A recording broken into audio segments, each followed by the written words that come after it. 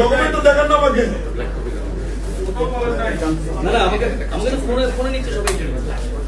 কোথায় দেখান একটা ডকুমেন্ট?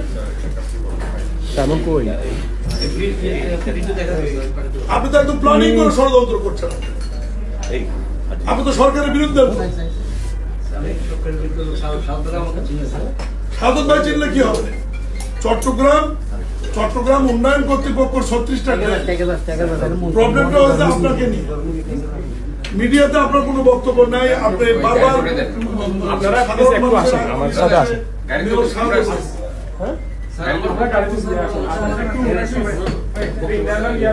আপনি বক্তব্য দেন না, আপনার বক্তব্য নেয় না, এটা কোনো কথা না।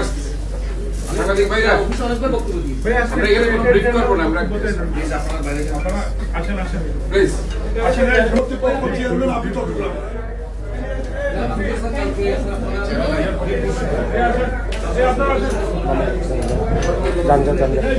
আপনাদের সাথে আমাদের কথা হয়েছে ভাই।